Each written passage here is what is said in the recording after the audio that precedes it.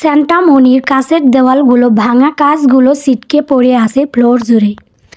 আরিফের ক্লান্ত দৃষ্টি খুঁজে বেড়াচ্ছে তার ময়না পাখিকে। কোথায় সে? আরিফ তাকে কেন দেখতে পাচ্ছে না?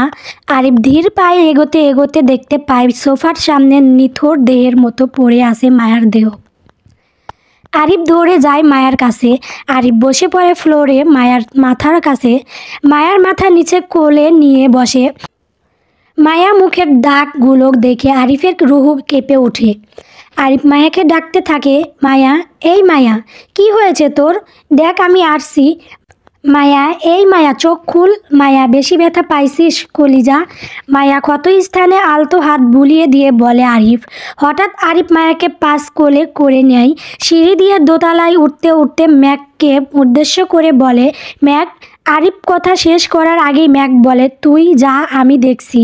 আরিফের লোকজনের বের করতে 1 ঘন্টা সময় লাগে। কে সেন্টা মনিকে হামলা করেছিল তা বের করতে। ক্যাকেল আরিফের পুরনো শত্রু, সেই হামলা করেছিল। এর গার্ড দিয়েছিল আরিফের সিকিউরিটির গার্ডের সকলে।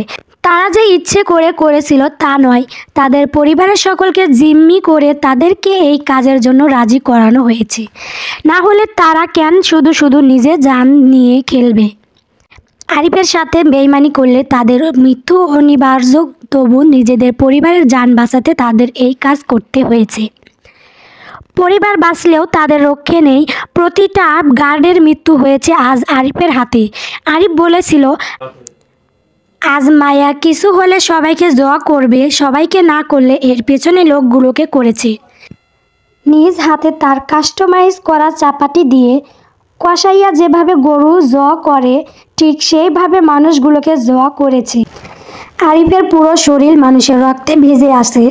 শরীর বেয়ে ঘামের মতো মানুষের রক্ত ঝরছে। আরিফ নিজের মার্সিডিজ গাড়ির সর্বোচ্চ গতিতে চালিয়ে যাচ্ছে ক্যাকেলের বাড়ির উদ্দেশ্যে। যখন থেকে শুনেছে এসব কিছু ক্যাকেল করিয়েছে, রাগে তার পায়ের রক্ত মাথা উঠে গিয়েছে। আজ হয় ক্যাকেল এই দুনিয়ার থাকবে, নয়তো সে। আজকের আরিফের হাতে ক্যাকেলকে মরতেই হবে। আরিফের গাড়ির পিছনে আরও 6টি কালো রঙের গাড়ি। তাদের গাড়ির গতিও সর্বোচ্চ। তাদের গাড়ি এসে থামলে একটি বিলাসবহুল বাড়ির সামনে। তাদের গাড়ি থামতেই ক্যাকেলের লোকজন তাদের হামলা করতে চাইলেও আরিফের লোকজন বেশি থাকায় তারা পিছু পা হয়।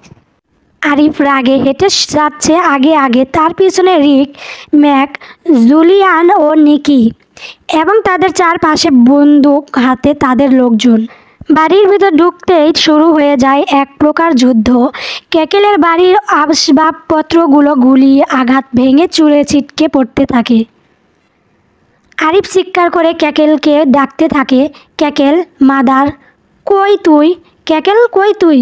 ক্যাকেল। আরিফ এদিক সেদিক তাকালে ক্যাকেলের ছোট ভাইকে দেখতে পায় হুইল চেয়ারে বসে থাকতে।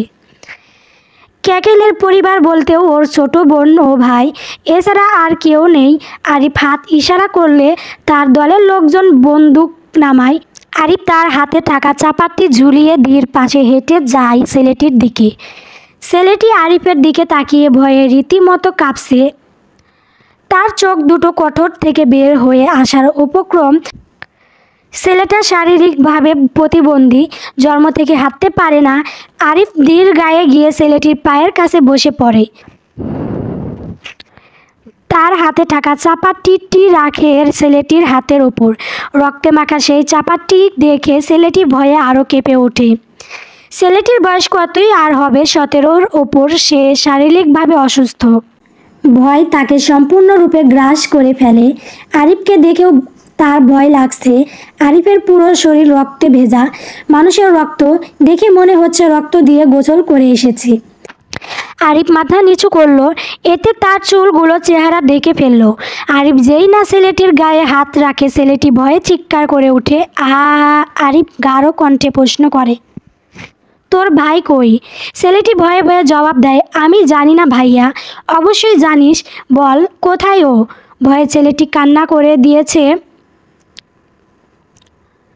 কান্নারত কণ্ঠে বলে, ভাইয়া, আমি সত্যিই জানি না। ক্যাকেল ভাইয়া কোথায়? আরিফ মুখ তুলে তাকায় ছেলেটির দিকে। আরিফের চোখ রাগে রক্তিম বর্ণ ধারণ করেছে। আরিফ এক হাত ছেলেটির বাহু শক্ত করে ধরে, বল কোথায়? কান্নারত কণ্ঠে ছেলেটি, আমি সত্যি জানি না। জানিস না? না, জানি না বলেই রাগে গিজ গিজ করতে করতে উঠে দাঁড়ায় আরিফ। ম্যাকর দিকে হাত বাড়াইতেই ম্যাক একটি রাইফেল দেয় আরিফের হাতে। আরিফ রাইফেলের ট্রিগারের চাপ দিয়ে ধরে সিংহের গর্জনের মতো বলতে আরম্ভ করে, ক্যাকেল, তুই যদি সামনে না আসিস তোর ভাই আজকে শেষ। ক্যাকেল ম্যান, কই তুই? সামনে আয়, না হলে তোর ভাই আজকে মরবে। আরিফ এভাবে অনেকটা সময় পাগলের মতো চিৎকার করলেও ভিতর থেকে কেউ বেরিয়ে আসে না। আরিফ হঠাৎ কণ্ঠস্বর নিচে করে বলে, ওয়েট, তোর বোন কই? তোর বোন কই? ছেলেটি কাপা গলায় বলে, ইতালি জু পোড়া বাসা খোঁজ, দেখ ওর বোন কই লুকায় আছে। আরিফের আদেশ পেতেই তার দলের অর্ধেক লোকজন পুরো বাড়ি তন্ন তন্ন করে খুঁজতে থাকে ক্যাকেলের বোনকে, কিন্তু কোথাও পায় না। অবশেষে ব্যর্থ হয়ে ফিরে এসে আরিফকে জানায় এই কথা। আরিফ বন্দুক দিয়ে কপাল চুলকে বলে, সরি রন, তোকে আজ সত্যি মারতে হবে। ছোট ভাইয়ের মতোই ছিলি, তোকে মারতে একটু কষ্ট লাগবে, কিন্তু তোর ভাইয়ের খোঁজ পেতে গেলে যে তোকে মারতেই হবে। কান টানলে তবেই না মাথা আসবে। ছেলেটি আকুতি করে বলে, আমি তো কিছু করিনি, আমাকে কেন মারবে ভাইয়া? আরিফ রনের হাঁটুর কাছে গিয়ে হাঁটু গেড়ে বসে ফিস ফিস বলে, মায়াও কিছু করেনি, তাও তোর ভাই ওকে মেরেছে। এখন আমিও তোকে মারবো, এরপর তোর ভাইয়াকে মারবো, তোকে খুব কষ্টের মৃত্যু দিব রে রন। আগুন ত্বক পুড়ে মরবি তুই ঠিক 5 মিনিট পর। তোর মৃত্যুর প্রতিশোধ নিতে তোর ভাই আসবে আমার কাছে, তখন তোর ভাইকে তোর থেকেও 1000 গুণ কষ্ট দিয়ে মারবো। ওপারে ভালো থাকিস, চিন্তা করিস না, তোর ভাই তাড়াতাড়ি আসছে তোর কাছে। বলে আরিফ চলে আসে সেখান থেকে। ক্যাকেলের বাড়ি থেকে বের হয়ে আরিফও তার দলবল হেঁটে বেশ দূরে আসতেই ক্যাকেলের বাড়িতে বিশাল বিস্ফোরণ হয়, দাও দাও করে আগুন জ্বলতে থাকে। আরিফ একটা সিগারেট ধরায়, সিগারেটের ধোঁয়া ছেড়ে বলে, ক্যাকেল, I am waiting for you. Arif যখন সেন্টামনিতে ফিরে তখন প্রায় সকাল হয়ে গেছে, সূর্য উঁকি দিতে শুরু করেছে। সেন্টামনির ভাঙাচোরা ঠিকঠাকের কাজ চলছে। আরিফ গিয়ে আগের শাওয়ার নিল প্রায় 40 মিনিটের। গোসল করে বের হতে শরীর ছেড়ে দেয়, বড্ড কাহিল লাগছে, আর হাঁটতে পারবে না বোধ হয়। হঠাৎই মাথায় চক্কর দিলে আরিফ ধপ করে বসে পড়ে, মাথায় হাত দিয়ে। মাথা ঘুরছে, সব কিছু কেমন আবসা হয়ে আসছে, আবার পরিষ্কার হয়ে যাচ্ছে। মাথাটাও ঘুরছে। আরিফ ফ্লোরে প্রায় বসে রইল 30 সেকেন্ডের মতো। সব কিছু স্বাভাবিক হতেই মাথা ঝাড়া দিয়ে উঠে দাঁড়ালো।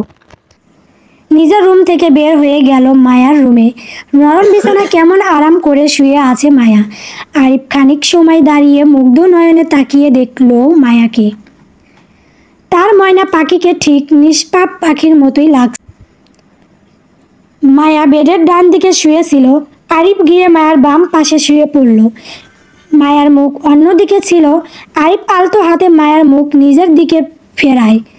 ফর্সা গালে ক্ষত স্থানগুলো ফুটে উঠেছে, নীলচে হয়ে আছে মুখের ক্ষত স্থানগুলো, বিশেষ করে ঠোঁটের কোণের নীলচে দাগটা। আরিফ কিছুটা এগিয়ে গিয়ে মায়ার ঠোঁটের কোণের নীলচে দাগটার ওপর আলতো করে চুমু খেলো। হঠাৎই মায়াকে আষ্টে পিষ্টে জড়িয়ে ধরে আরিফ, এতটা শক্ত করে ধরে যেন কেউ তার কাছ থেকে মায়াগান নিয়ে যাচ্ছে। নিজের ময়না পাখিকে নিজের করে নিয়ে শান্তির ঘুম দেয় আরিফ। এখন সেন্টামনিতে বোমা পড়লেও আরিফের ঘুম ভাঙবে না। ঘুম ভাঙলেও নিজের প্রাণ ভোমরাকে রেখে উঠে যাবে না আরিফ। বুঝলাম না। এখন মায়াকে চুমু দিল আরিফ। মায়াকে জড়িয়ে ধরলে আরিফ, মাঝখানে তুমি আর আমি লজ্জা পাচ্ছি কেন? চলবে। দূর আকাশে। পর্ব 13, প্রথম অংশ।